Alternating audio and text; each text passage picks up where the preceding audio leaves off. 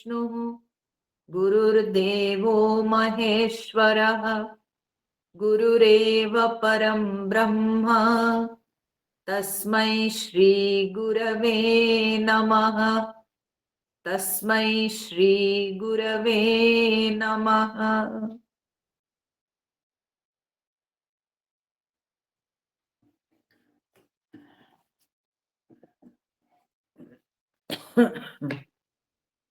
हम लोग चौथा नंबर श्लोक पाठ करेंगे और 5वां नंबर श्लोक पाठ करेंगे।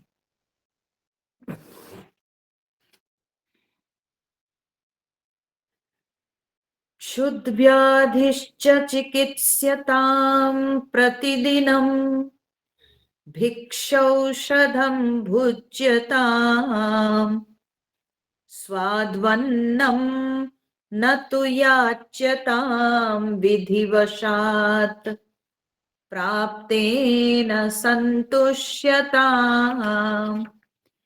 शीतोष्णादिविषय्यतां न तु वृथा वाक्यं समुच्चार्यताम् औदासीन्यमभीप्स्यतां जनकृपा नैष्ठुर्यमुत्सृज्यताम् एकान्ते सुखमास्यतां परतरे चेतः समाधीयताम् पूर्णात्मा सुसमीक्षतां जगदिदं तद्वाधितं दृश्यताम् प्राक्कर्म प्रविलाप्यतां चितिबलात् नाप्युत्तरैश्लिष्यताम् प्रारब्धं त्विह भुज्यतामथ पर ब्रह्मात्मना स्थीयताम् ब्रह्मात्मना स्थीयताम्।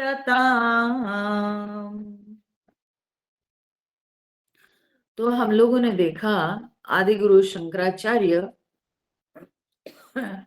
किस तरह से दूसरों की कृपा पर कभी निर्भर नहीं करना चाहिए, यह एक साधना के रूप से बताते हुए उन्होंने कहा जन कृपा नष्ठुर्यम उत्सृज्यताम।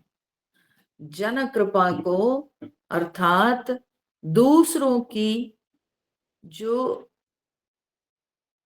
मदद है उस पर कभी निर्भर नहीं करना चाहिए और उसको नैष्ठुर्य मतलब निष्ठुरता के साथ त्याग करना चाहिए, क्योंकि कृपा के ऊपर अगर हम निर्भर करते हैं तो हम एक अपने मन को भृत्य के समान बना देते हैं।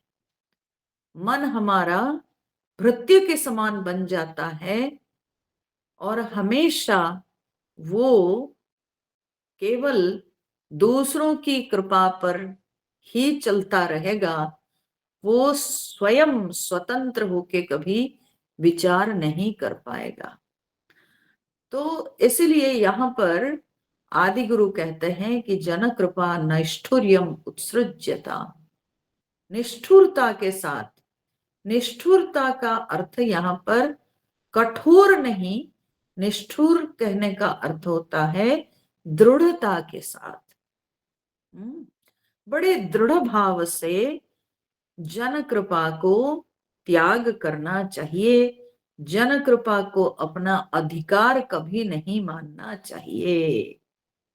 अगर हम जन कृपा को अधिकार मान लेंगे तो फिर हम उसमें आसक्त हो जाएंगे। तो जन कृपा हमारा अधिकार नहीं है। कभी कभी क्या होता है, जो उम्रदार लोग होते हैं समय समय पर ऐसा है कि उनके मन में ये पेक्यूलियर थॉट आ जाता है कि सब लोग उनकी मदद करें, सब लोग अ, उनको पूछें, सब लोग उनकी सुविधा के लिए हमेशा व्यवस्था करें, ये गलत बात है। ये गलत बात है। कोई कर दे अपनी ओर से तो अच्छी बात है, परंतु अपने मन में ये विचार को पालना नहीं चाहिए कि मेरी सुविधा के लिए दूसरे लोग व्यवस्था कर देंगे। ये जो एक अपेक्षा मन में बन जाती है, वो क्यों? क्योंकि कहीं ना कहीं हम अपने मन में दूसरों की कृपा को अधिकार मान लिए कि ये मेरा अधिकार है। क्यों? क्योंकि भाई हम तो उम्रदार व्यक्ति हैं, तो इसलिए सब लोग मेरी मदद करेंगे ही। ये गलत बात है। ये बिल्कुल गलत सोच है, क्योंकि दूसरों पर हमारा क्या हाथ है? दूसरे कर सकते हैं, नहीं भी कर सकते हैं। तो उसको अपना अधिकार अगर हम मान लेंगे, तो फिर अगर कोई हमारी मदद नहीं करते हैं तो उन पर क्रोध आएगा, है ना?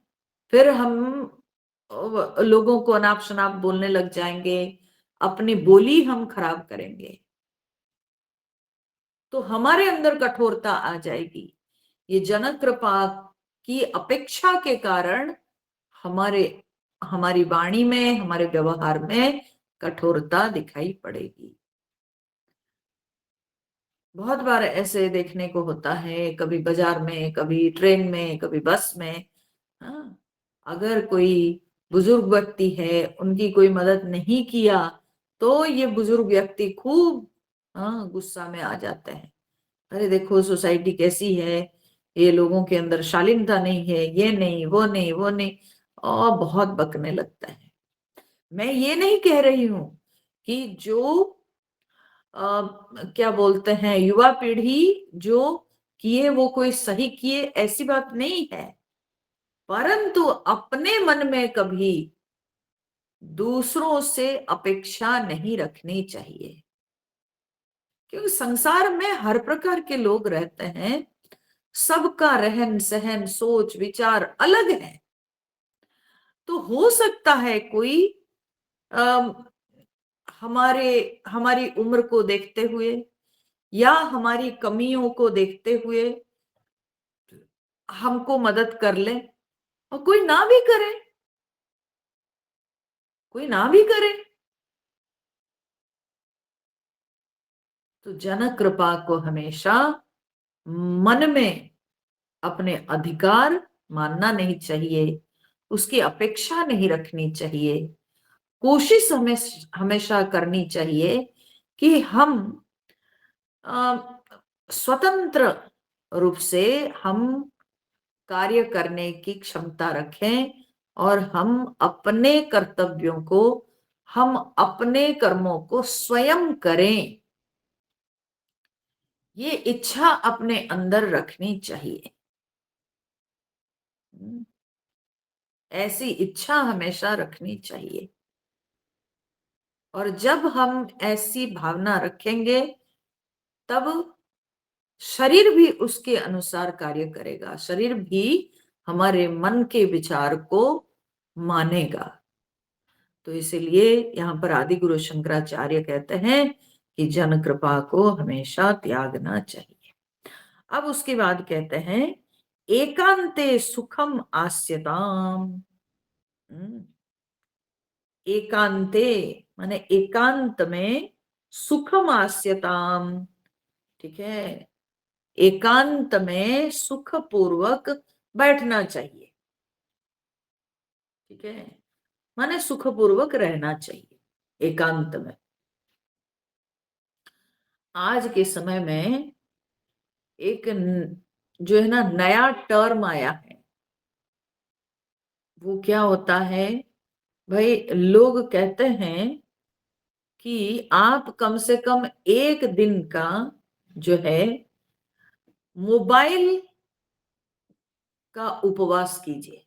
ठीक है ना, मोबाइल फोन का। हम लोग इतने हैबिचुएटेड हो गए हैं कि मोबाइल फोन के बिना हम लोग जी नहीं सकते हैं। अभी के समय में तो मैं कहूं कि किसी को फिजिकली दूसरों का संग बहुत कम चाहिए, क्योंकि लोग, माने बुजुर्ग लोग भी, वे मोबाइल में व्यस्त रहते हैं।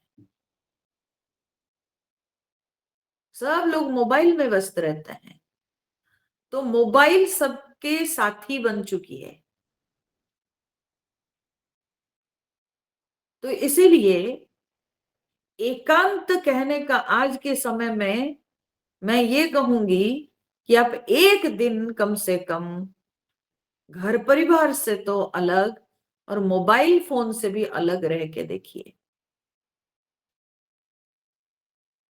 इसकी कल्पना मात्र से लोग डर जाते हैं। मोबाइल फोन नहीं रहे हमारे पास एक दिन के लिए, उसको सोचकर घबराहट होती है।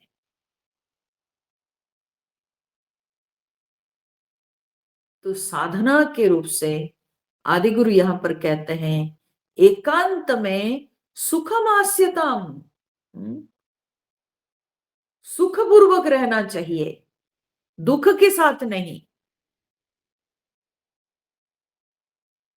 तो पहले तो ये एकांत क्या चीज है, इसको समझना बहुत आवश्यक है। एकांत का तात्पर्य यही होता है कि हम अकेले हैं, परंतु अकेलापन में नहीं है। ठीक है। So one should be able to embrace the solitude. One should be able to celebrate the solitude. एकांत को जो है एंजॉय करना चाहिए। एकांत में ऐसा ना हो कि हम अकेले हैं तो हमारा मन पीड़ित है, विषादग्रस्त है। ये गलत बात है। अगर आप अपने साथ अकेले नहीं रह सकते हैं, ये सूचित करता है कि आप अपना वर्थ, आप अपना महत्व नहीं समझते हैं। अगर आप अपना महत्व समझेंगे तो आप अपने साथ रहने की इच्छा करेंगे। हम जिस चीज का महत्व समझते हैं, हम उस वस्तु को अपनाने की कोशिश करते हैं। अगर हम अपना महत्व समझेंगे तो हम अपने साथ अकेले रहने में आनंद अनुभव करेंगे। तो जब तक हमको अपना, अपने स्वरूप का महत्व नहीं समझ में आया है, हम तब तक एकांत में नहीं रह सकते हैं। तो अपना महत्व समझना चाहिए कि मैं कौन हूं और मुझे मेरे में रहने में, अपने आप के साथ रहने में क्या फायदा है, ये पहले समझना बहुत आवश्यक है। एकांत, एकांते सुखमास्यताम, वो भी देखो शंकराचार्य जी कहते हैं कि सुखपूर्वक रहना चाहिए, दुख के साथ नहीं, तकलीफ के साथ नहीं, आनंद अनुभव करना चाहिए। एकांत को भार नहीं समझना चाहिए। जो संसारी लोग होते हैं उन लोग को अगर अकेले रहना पड़ता है, मान लीजिए परिवार वाले कहीं गए हुए हैं, मान लीजिए कि बच्चे दूर गए हैं, तो बोलते हैं संसारी लोग, घर काटने को दौड़ता है अकेले। ठीक है, उनको घर अच्छा नहीं लगता है, बोलते घर में रहने को अच्छा नहीं लगता है, भूत बंगला जैसे लगता है। ये सब तरह तरह की कल्पनाएं हैं।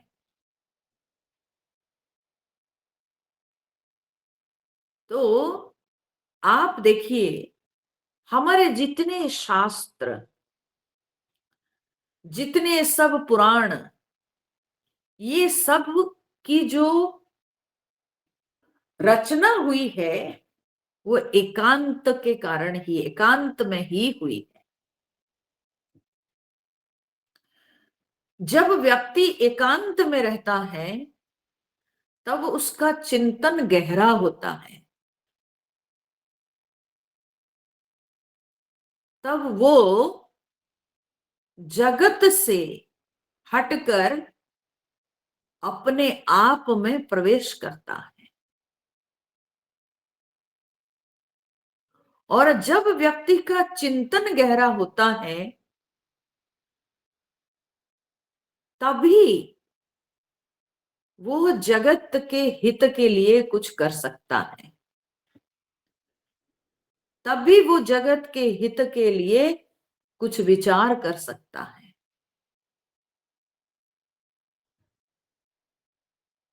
तो इसलिए एकांत में रहने का अभ्यास करना चाहिए।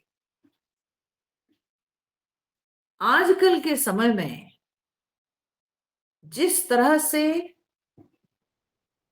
व्यक्ति के जीवन में दौड़ धूप चल रही है, उसमें एकांत केवल व्यक्ति को प्रातः काल ही मिल सकता है। प्रातः काल में उठकर उस एकांत समय में चुपचाप बैठना चाहिए, अपने आप को देखने की कोशिश करनी चाहिए। क्योंकि दिन के और कोई भी समय में प्रातः काल के अतिरिक्त गृहस्थ धर्म में और एकांत पाना बहुत कठिन है।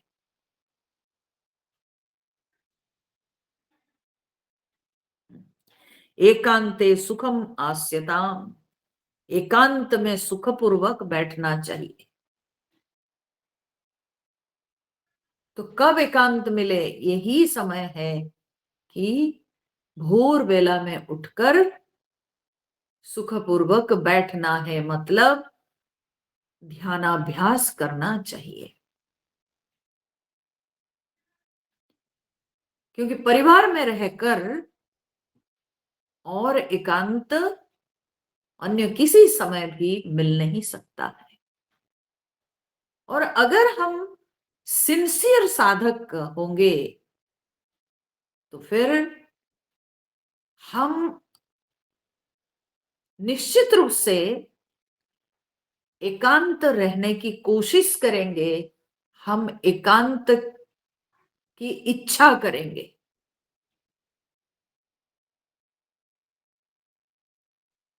कभी कभी क्या होता है, हम लोग कहते हैं कि हम जप कर रहे हैं, ध्यान कर रहे हैं, लेकिन वो जब तक हम लोग जप करते हैं, ध्यान करते हैं, तब तक घर में हल्ला गुल्ला, चारों तरफ से आवाज, ये सब चलती रहती है। उसमें क्या साधना होगी?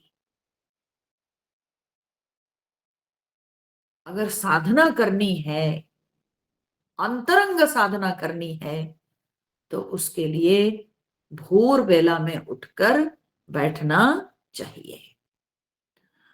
इसके अलावा ये तो नित्य प्रतिदिन का अभ्यास हुआ। इसके अलावा भी बीच बीच में कभी अपना घर परिवार से दूर तीर्थ स्थानों में जाकर कभी कभी व्यक्ति को रहना चाहिए और वहां पर साधना करनी चाहिए एकांत में। उसका भी बहुत प्रभाव पड़ता है मन पर,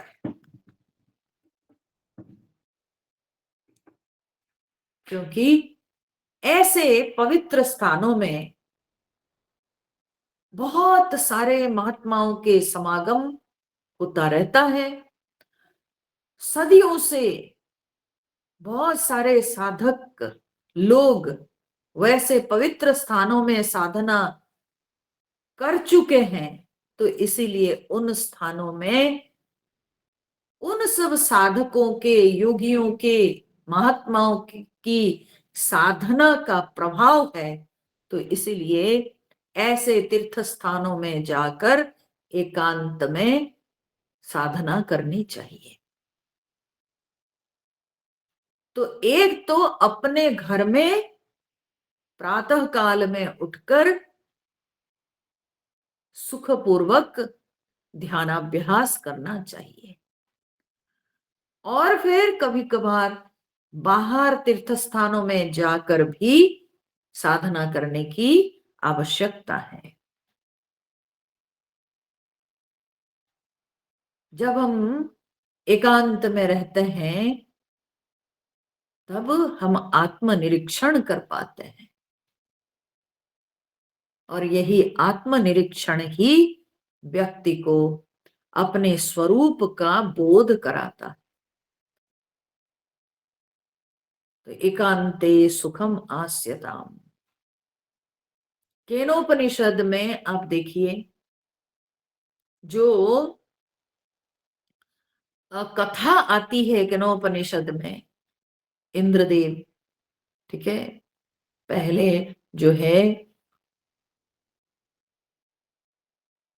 वायु, अग्नि, ये सब जाते हैं, जाके परमात्मा यक्ष के रूप में जब दिखाई पड़ते हैं, उनको जानने की कोशिश करते हैं, परंतु वायु अग्नि समझने में समर्थ नहीं होते हैं। और इंद्रदेव जाते हैं, तो इंद्रदेव को तो कुछ बिना बताए ही यक्ष जो है अंतर्धान हो जाते हैं, और इंद्रदेव बैठ के विचार करते हैं, चुपचाप बैठ के विचार करते हैं कि ये कौन है, ये कौन है, ये अद्भुत, ये एक जो रूप हम सबके सामने प्रकट हुआ, ये कौन है। ऐसे जब इंद्रदेव बैठकर विचार करते हैं, उसी समय उमा वो गुरु के रूप में प्रकट होती है, और फिर वो समझाती है इंद्रदेव को, वो उपदेश देती है। तो कहने का तात्पर्य है कि जब एकांत में बैठ के चिंतन करते हैं तभी समाधान मिलता है, तभी द्वंद्व मिटता है, तभी ज्ञान स्पष्ट होता है, और तभी हम संदेह मुक्त ज्ञान लाभ करते हैं। तो इसलिए एकांत की बड़ी आवश्यकता है। एकांत में रहना, ये जो है, अगर कोई साधक है तो वो तो सेलिब्रेट करता है, वो तो खुश हो जाता है, वो दुखी नहीं होता है, वो डरता नहीं। साधारण संसारी लोग अकेले रहने में डरते हैं, क्योंकि वे जब एलोन रहते हैं उनके अंदर लोनलीनेस आ जाता है, उनको भार लगता है अकेले रहना। और वो क्यों? इसीलिए कि आदत पड़ चुकी है, लोगों के बीच में रहो, अनाप शनाप बातें करो, अनाप शनाप दौड़ते भागते रहो, इसकी आदत पड़ गई है। इसलिए हम दुनिया से कट ऑफ होके रह नहीं पाते हैं। परंतु आध्यात्मिक साधना में कहा जाता है कि एकांत में रहना आवश्यक है। भगवान श्री कृष्ण गीता में भी कहते हैं, विविक्त देश सेवित्वम अरतिर्जन संसदी, 13वें अध्याय में। विविक्त देश सेवित्वम, विविक्त देश मतलब एकांत स्थान,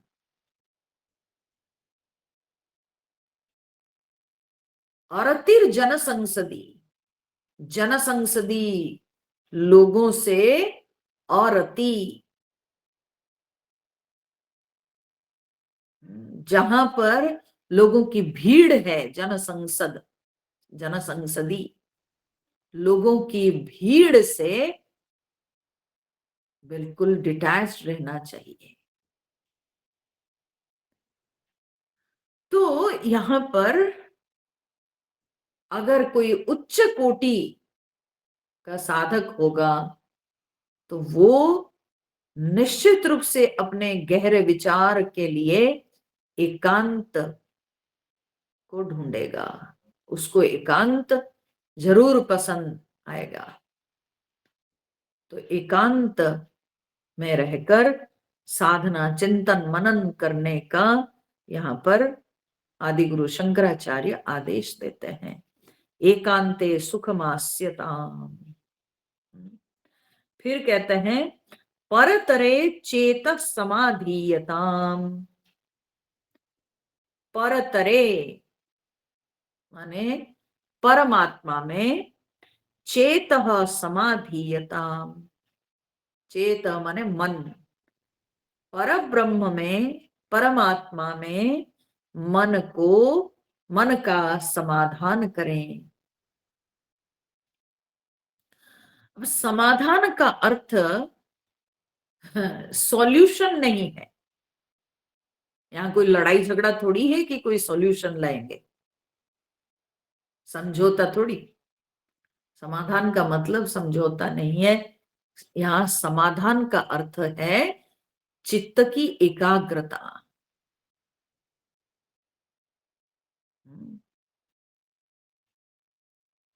परतरे चेत समाधीयता, पर ब्रह्म में चित्त को स्थापित करना चाहिए। सम्यक आधान माने सम्यक प्रकार से स्थिर करना चाहिए, सम्यक प्रकार से स्थापन करना चाहिए।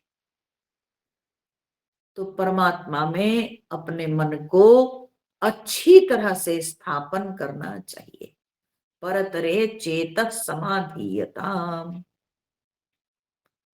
हम जब तत्वबोध पढ़ते हैं तो तत्वबोध में जो आदिगुरु शंकराचार्य षट संपत्ति का वर्णन करते हैं उसमें समाधान आता है। शम दम उपरम तितिक्षा श्रद्धा समाधानम, समाधान। तो परब्रह्म में चित्त को स्थिर करना चाहिए। परतरे मतलब higher. Always one should engage one's mind in higher things.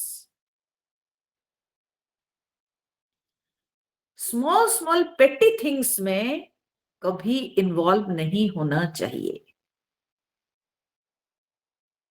जब हम लोग अपने जीवन में बहुत सिली चीजों में इन्वॉल्व हो जाते हैं तो अपनी प्रगति रुक जाती है।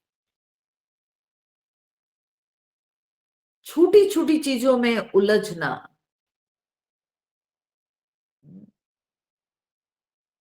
अनित्य वस्तुओं को महत्व देना, अनित्य जगत को महत्व देना, ये सब अपनी बेवकूफी है।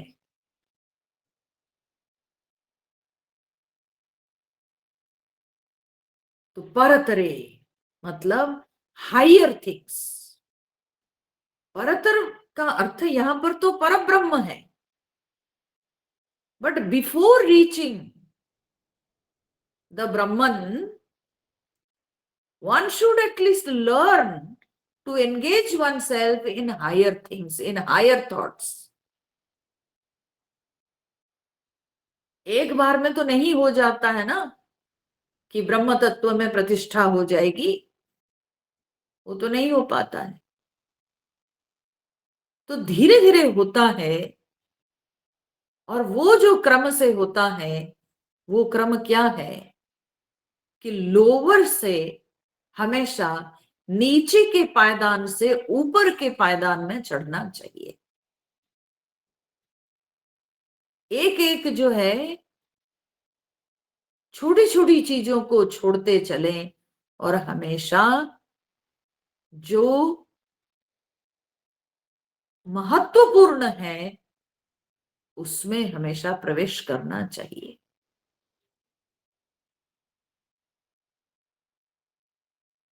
छोटे छोटे रोग होते हैं देह में।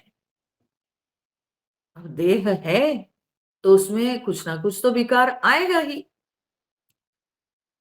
तो उसको इतना सीरियसली भी लेना नहीं चाहिए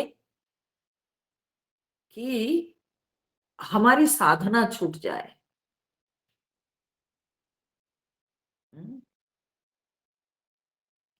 ठीक है, देह है तो कुछ ना कुछ तो विकार होगा, कोई रोग होगा थोड़ा बहुत। हाँ, कहीं कोई ऋतुओं के परिवर्तन को लेकर कुछ ना कुछ तो दिखाई पड़ेगा, तो ठीक है। क्योंकि जितना अधिक हम देह को महत्व देंगे, उतना अधिक देह हमको नचाएगा। तो इसीलिए कभी शरीर का, कभी मन का, ये जो छोटी छोटी चीजें, सांसारिक बातें, इन सब को छोड़ने का सीखना चाहिए। लोग क्या होता है ना, घर परिवार में रहते हैं, हाँ?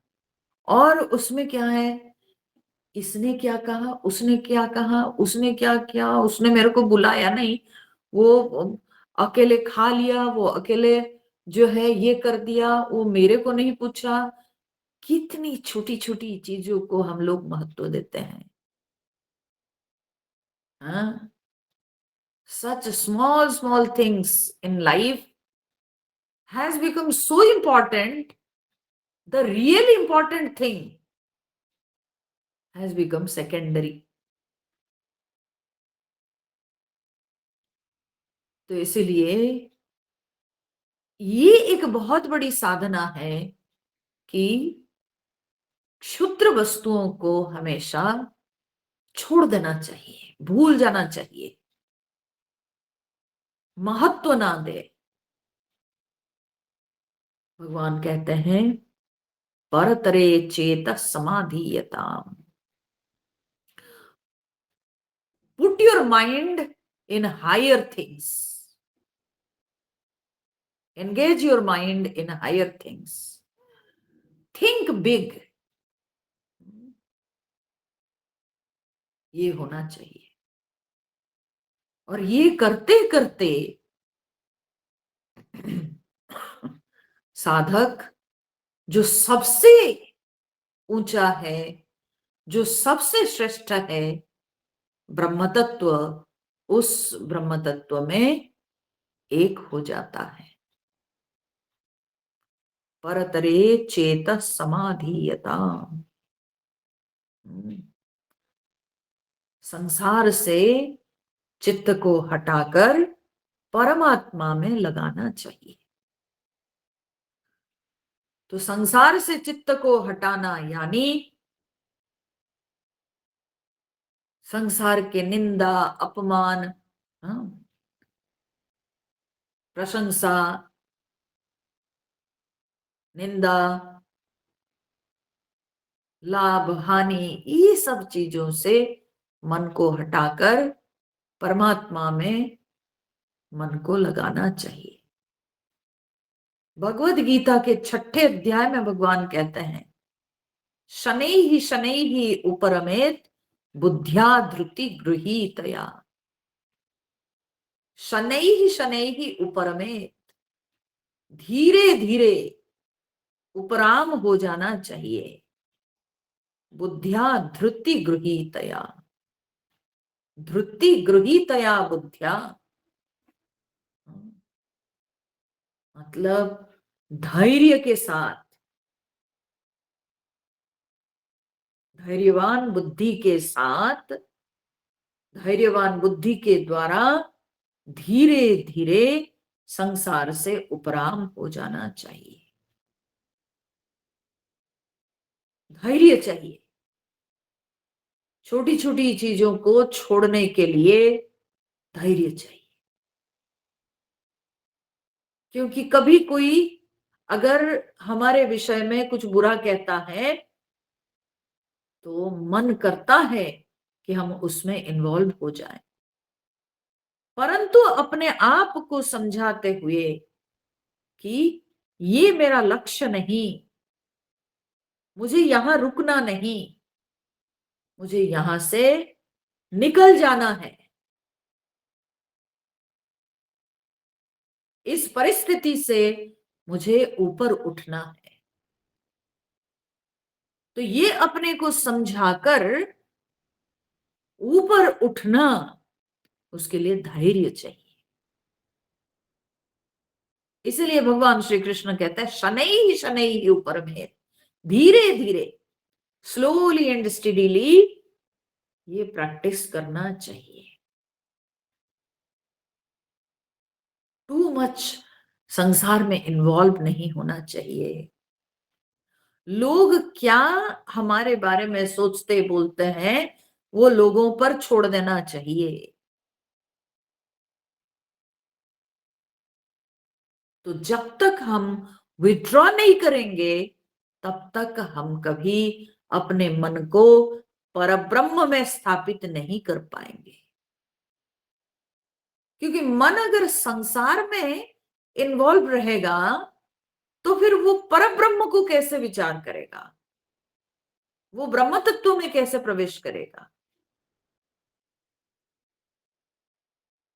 तो ब्रह्म तत्व में प्रवेश करने के लिए प्रकृति को छोड़ना पड़ेगा। ब्रह्म तत्व में मन को स्थापित करने के लिए संसार से ऊपर उठना पड़ेगा। परतरे चेतः समाधीयता, पर ब्रह्म में चित्त को स्थापित करें, चित्त को या मन का समाधान करें। ठीक है। फिर शंकराचार्य जी कहते हैं पूर्णात्मा सुसमीक्षताम, पूर्णात्मा सुसमीक्षताम, सुसमीक्षताम मतलब क्या है, अच्छी तरह से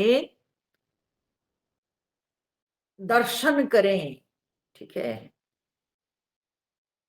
क्या दर्शन करें, बोले पूर्णात्मा, पूर्णात्मा का हम दर्शन करें। जब हम मन को संसार से हटाकर ब्रह्म तत्व में लगाते हैं, मन को बहिर्मुखी होने नहीं देते हैं, तभी ध्यान में ये अनुभूति प्राप्त होती है कि मैं पूर्ण हूं। क्योंकि जगत में हम जब तक रमते हैं हमें हमेशा अपूर्णता का बोध होता है। जगत में कोई देश काल वस्तु सब कुछ अपूर्ण है, सब सीमित है। और जगत में प्रत्येक वस्तु देश काल वस्तु से या परिस्थिति से सीमित है। संसार में प्रत्येक वस्तु, प्रत्येक घटना, प्रत्येक परिस्थिति, सब कुछ लिमिटेड है।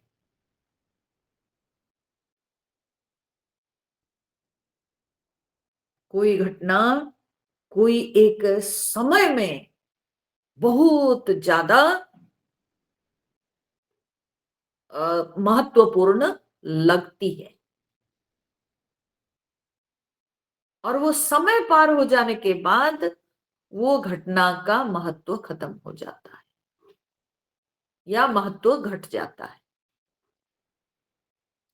कोई पदार्थ, कोई वस्तु, कोई समय में बहुत ज्यादा आवश्यक लगता है, और वो समय चले जाने पर या वो देश से दूर होने के बाद उस वस्तु की महत्ता कम हो जाती है। अब देखो, अगर आप रेगिस्तान में हो, ठीक है, आप अगर रेगिस्तान में हो तो रेगिस्तान में जल का महत्व है, पानी का महत्व है, मोती का महत्व नहीं है। आपके पास अगर मोतियां होगी तो उन मोतियों से क्या आपकी प्यास मिटेगी? नहीं। रेगिस्तान में जल का महत्व है।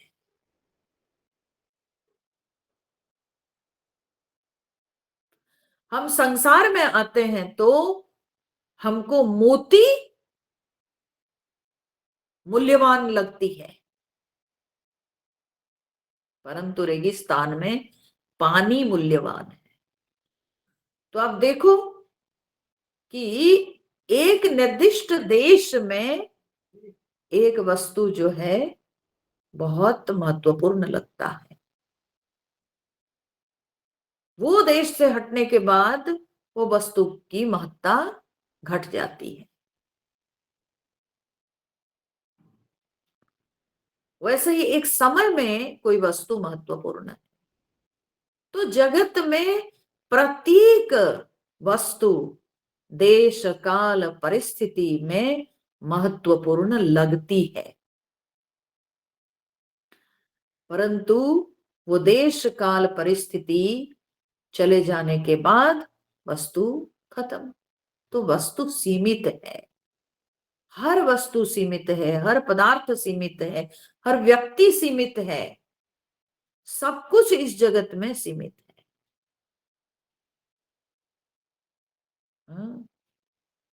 सबका एक समय में जन्म होता है, उद्भव होता है, फिर अन्य समय में नाश हो जाता है। तो ये जो एक समय में उत्पन्न होना और दूसरे समय में उसका नाश हो जाना, यही अपूर्णता का बोध कराता है कि कोई पूर्ण नहीं है, सब अपूर्ण है, मतलब लिमिटेड है। परंतु इस अपूर्ण संसार में, इस अपूर्ण जगत में कोई ना कोई तो एक पूर्ण तत्व होगा ही, जो कि सबका आधार है, जो सबका अधिष्ठान है। तो वो जो आधार या अधिष्ठान, वो और कोई नहीं, वो मैं स्वयं हूं, वो मैं ही हूं।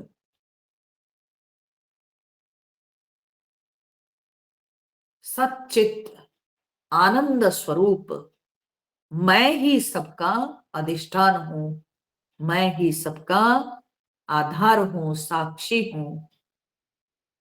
तो उस चीज को अनुभव करना चाहिए। पूर्णात्मा सुसमीक्षताम, अहम तत्व की पूर्णता को अनुभव करना है कि ये जो संसार में हर वस्तु, हर परिस्थिति जो कि सीमित नजर आते हैं, उनकी सीमा को देखने वाला कौन है? मैं हूं। मैं उनकी सीमा को देखता हूं, परंतु मेरी कोई सीमा नहीं है। मैं असीम हूं, मैं अनंत हूं, मेरा अंत कोई नहीं देखा है। मैं सबका अंत देखता हूं, परंतु मेरा अंत कोई नहीं देखा है। तो इस प्रकार के चिंतन हमको धीरे धीरे पूर्णता का बोध कराता है। तो इसलिए शंकराचार्य जी यहां पर कहते हैं, पूर्णात्मा सुसमीक्षताम। ध्यान में इस पूर्णता का आनंद लेना चाहिए, पूर्णता का अनुभव करना चाहिए। मैं देश काल वस्तु परिच्छिन्न नहीं हूं, मैं देश काल वस्तु से सीमित नहीं हूं, मैं असीम हूं, अनंत हूं, ये बोध करना चाहिए। पूर्णात्मा सुसमीक्षता जगत इदम तत्बाधितम दृश्यताम। और फिर कहते हैं, ऐसी अवस्था में जब हम चिंतन करते हैं, एकांत में गहरा चिंतन जब होता है, तब क्या होता है? न जगत बाधित हो जाता है। तत् इदम जगत बाधितम दृश्यता। तब उस ब्रह्म तत्व को, जिसको हम पूर्ण मान रहे थे, तो उस ब्रह्म तत्व को ये जगत से अलग समझना चाहिए और उस ब्रह्म तत्व में जगत को बाधित मानना चाहिए। ऐसे दर्शन होना चाहिए। अब देखो, ये जो जगत बाधित होना, ये कैसे संभव है? बोले, जब तक हम जगत को असत्य नहीं मानेंगे, तब तक जगत बाधित नहीं होता है। जगत को असत्य समझना पड़ेगा। जब जगत को हम असत्य समझेंगे, तब क्या होगा ना, जगत के प्रति वैराग्य उत्पन्न होगा। तब हम जगत को त्याग करना चाहेंगे, जगत का परित्याग कर पाएंगे।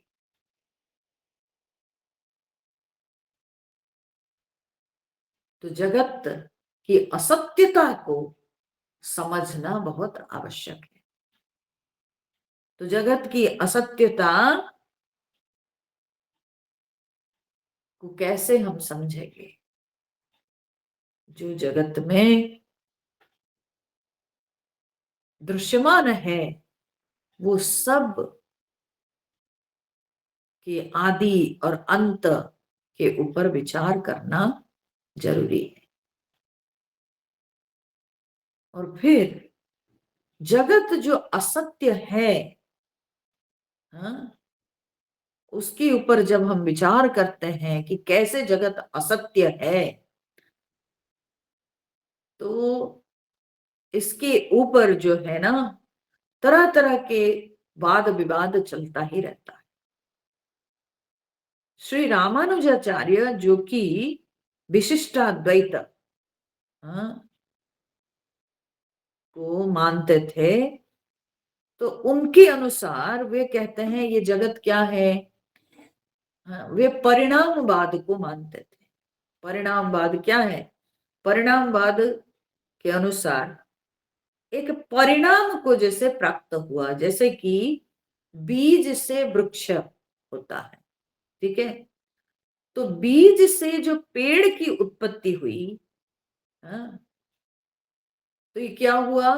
न बीज का विकार हुआ, और बीज का विकार होकर जो है वो बीज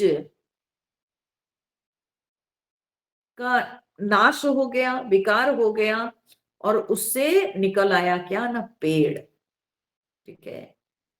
उसी प्रकार से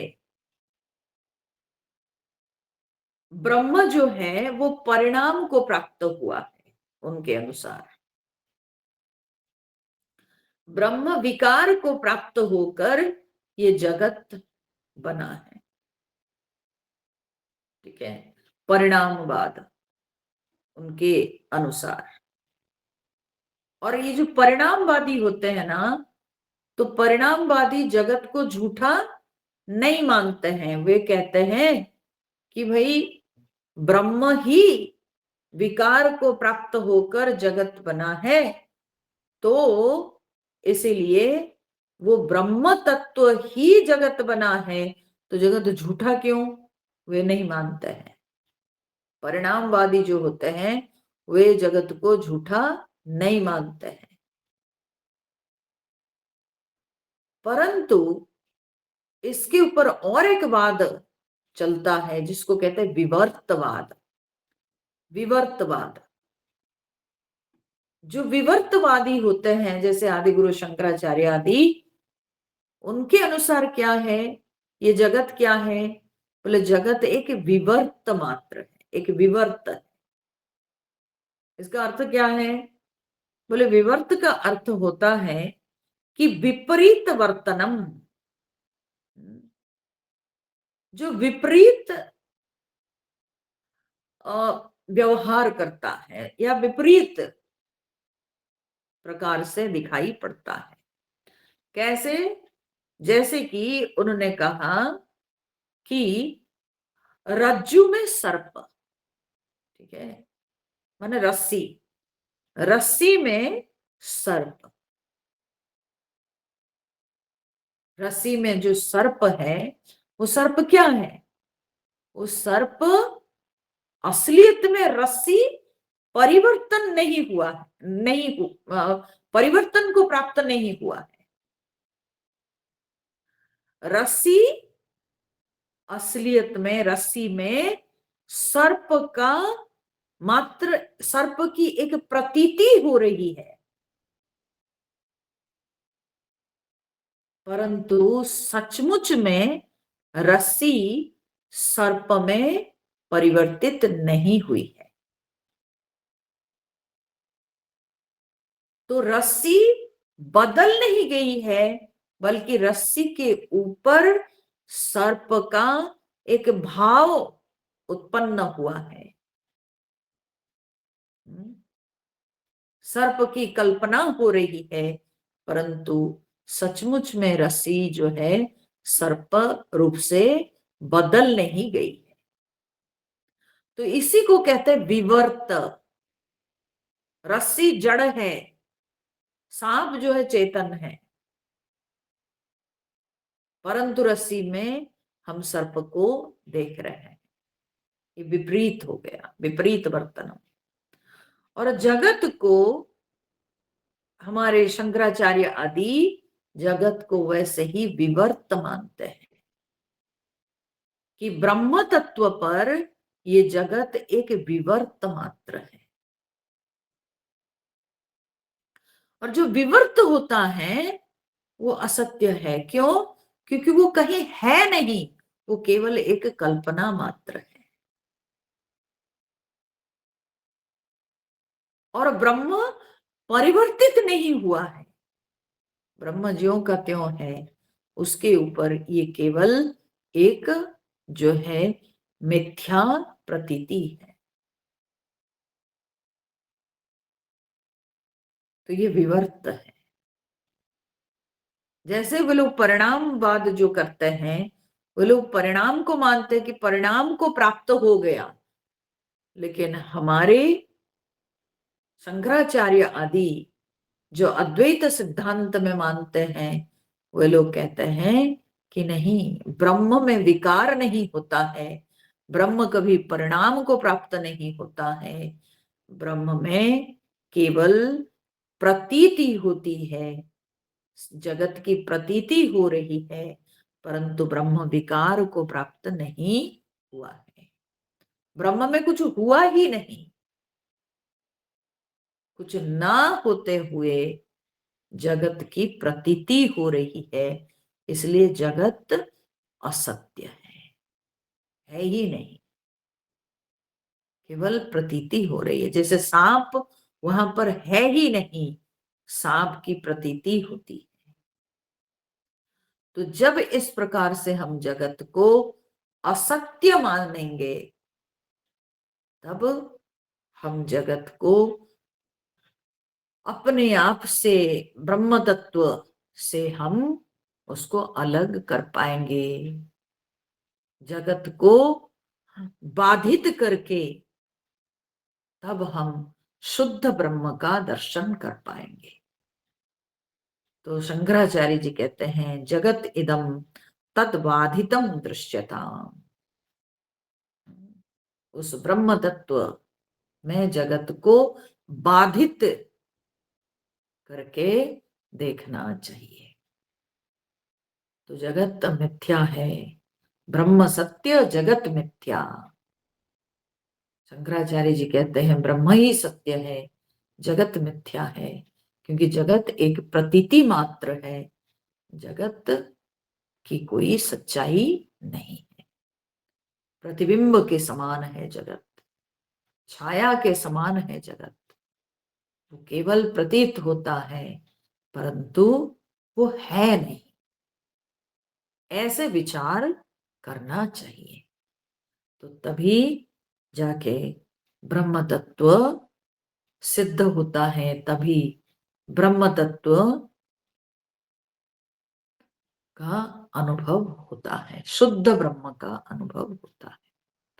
तो ये कहने के पश्चात आदि गुरु शंकराचार्य अब आगे जो और 4 साधना की बात करते हैं, वो 4 तो है नहीं, परंतु ठीक है, और 2-4 बातें जो रह गई, जो अंतिम ये है, उसको हम लोग नया साल के कक्षा में समाप्त करेंगे। तो इस प्रकार से साधना पंचकम के इस ग्रंथ में आदि गुरु शंकराचार्य बड़े सुंदर तरीके से साधना के तौर पे, माने साधना मार्ग के 2 प्रकार की बातों को बताते हैं कि कुछ जो है साधक और कुछ बाधक, इन दोनों तत्वों को समझना चाहिए। तो साधक और बाधक माने डूज एंड डोंट्स। तो साधक तत्व मतलब do's, what should we do, और बाधक तत्व what we shouldn't do, what we should reject. तो दोनों अपनी साधना है। साधक तत्वों को स्वीकार करना, बाधक तत्वों को त्याग करना, ये दोनों हमारी साधना है। तो इस प्रकार से इस साधना पंचकम में आदि गुरु शंकराचार्य साधक और बाधक तत्वों का निर्देश किया। तो चलिए ठीक है, और जो थोड़ा बाकी है उसको फिर अगले सत्संग में हम लोग समाप्त करेंगे। तो आज के लिए इतना, फिर मिलेंगे नेक्स्ट संडे को। सभी का बहुत बहुत धन्यवाद। हरि ओम। ओम पूर्णमदः पूर्णमिदं पूर्णात् पूर्णमुदच्यते पूर्णस्य पूर्णमादाय पूर्णमेवावशिष्यते।